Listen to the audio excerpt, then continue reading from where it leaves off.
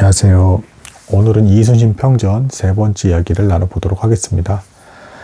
지난번에 이순신 장군님의 이제 가족, 그 계보를 좀 나누면서 일이 좀 잘 풀린 듯 하다가 좀 위기도 있었다. 어느 집안이나 그렇죠. 어느 가문이나 좀 이제 잘 돼 나가는 듯한 어떤 세대가 있고, 어려웠던 세대가 있습니다. 그래서 이제 이순신 장군님의 할아버지께서 이제 안타깝게 이제 뭐 곤장형을 당한 것으로 추정이 돼서 이렇게 돌아가셨고, 아버지는 이제 그 할아버지께서 이제 방황을 하시다가 이제 벼슬길에 진출을 못하는 것을 보고 스스로 아예 그냥 벼슬길을 하지 않으셨다. 뭐 여기까지 이제 말씀을 드렸습니다. 하지만 그럼에도 불구하고 이순신 장군님의 집안은 이제 유복한 편이었다. 그래서 경제적으로는 어려움이 없었다라는 것입니다. 오늘은 이제 추가적으로 이제 가족에 관한 부분 조금만 더 나누고 어렸을 때 어떠셨는지에 대한 부분 이제 나눠보도록 하겠습니다. 먼저 그 이순신 장군님의 어머니도 이제 좀 집안 자체가 재산이 제법 많은 집이었어요. 그래서 그 이순신 장군님의 어머니조차도 외가에서 재산을 물려받은 게 있었습니다. 그래서 이 재산을 아들들에게 또 나눠주는 그 기록이 나옵니다. 뭐 엄청난 재산은 아니지만 일부 토지와 그리고 노비 몇 명씩을 아들들에게 나눠주는 모습이 나와요. 이로 보건대 이순신 장군님의 그 외가 쪽조차도 재산이 많은 집안이었다, 이렇게 볼 수가 있고요. 또 이제 이순신 장군님의 아내가 되시는 분, 이제 뭐 상주방씨 집안 사람인데요. 이분 같은 경우에는 이제 또 이야기가 전달되는 게 있습니다. 굉장히 지혜로운 여인이었던 것으로 이제 보여져요. 어떤 이야기가 있었냐? 그 이순신 장군님의 이제 아내 되시는 분의 그 집안도 역시 부유했던 것으로 추정됩니다. 이제 곡창지대에 이제 관아 이제 벼슬을 하시던 분이셨고, 그래서 도적들이 이곳을 약탈하려고 이제 올려 했던 일이 발생했어요. 그래서 이 도적들이 미리 종들과 짜고 타이밍을 맞춰서 집안 대문을 뚫고 이제 들어오려 한 겁니다. 그때 이제 그 이순신 그 아내 되시는 분의 아버지, 그러니까 이순신 장군님 입장에서는 이제 장인어른이죠. 이분이 활을 그렇게 잘 썼대요. 그래서 마당으로 들어오려고 하는 이 도적들을 방 안에서 바로 활을 꺼내다가 있는 화살 몇 대를 날려서 바로 명중시켜서 쓰러뜨렸답니다. 근데 이 도적들이 그래서 순간 당황해서 머뭇거리고 있을 때 이 종들 중에 이제 내통한 그 반역한 이 종들이 화살이 없다 라는 소리를 질렀대요. 그래서 이제 다시 도적들이 막 들어오려고 하는데, 이때 이제 그 이순신 장군님의 아내 되시는 분, 곧 장인 어르신의 딸, 그러니까 이분이 상주방씨, 이분이 이제 그 종들이 이제 악한 종들이 화살이 없다라고 외칠 때 바로 제가 화살을 가지고 오겠습니다 라는 소리를 지르면서 어제 대나무 가락 같은 거, 나무 얇은 것들을 한꺼번에 확 떨어뜨렸대요. 이 소리가 마치 활 무더기가 이제 바로 이제 제공이 되는 것 같은 그런 소리로 이제 크게 울렸다고 합니다. 그래서 이 소리를 듣고 도적들이 마당을 돌파해서 바로 집으로 들어오려고 하다가 두려워서 금방 도망갔다, 뭐 이런 기록이 있습니다. 굉장히 지혜로운 거죠.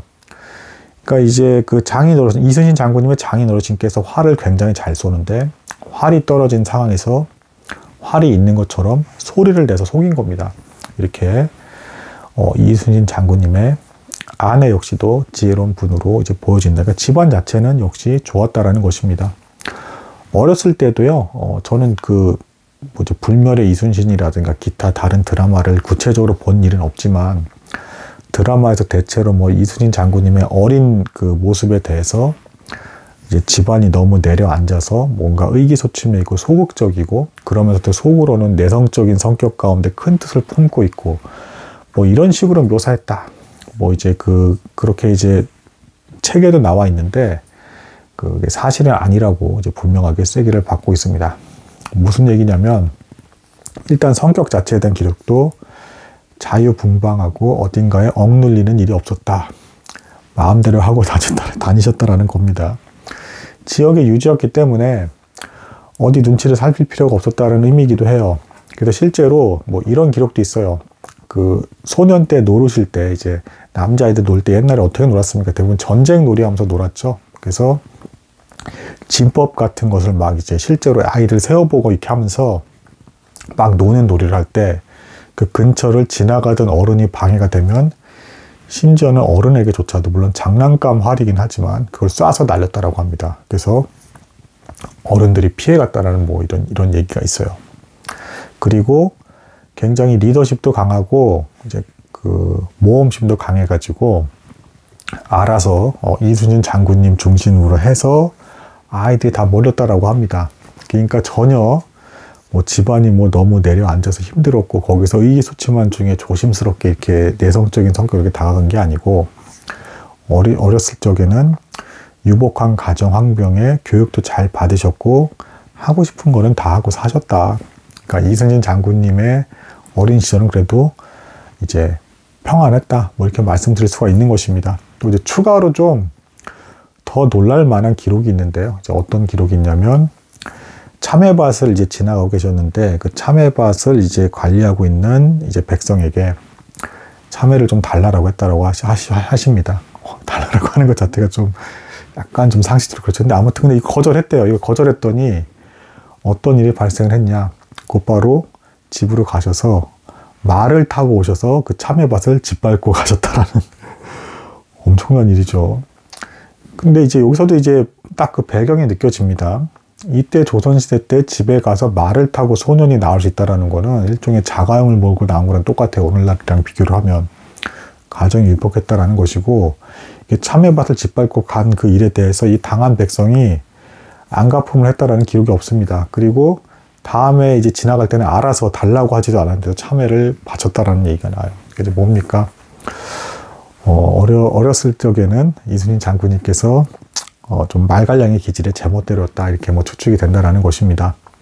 후에 난중일기라든가 기타 기록에서 굉장히 슬픔도 깊이 표현을 하시고 뭔가 고민하시는 모습들이 나오는 것은 이제 살아가면서 이제 성인이 되어 가시면서 고난을 많이 겪는 가운데 마음이 더 아름다워지고 겸손해지면서 나온 어떤 그런 글귀들과 고민들로 보여집니다. 그러니까 본래 어렸을 때 이순신 장군님의 모습은 막 뭐 의기소침하거나 꺾인 그런 건 전혀 없었고 오히려 유복한 분위기에 가정도 건세가 집안이었고 하고 싶은 걸 다 했고 굉장히 리더십이 강하셨다.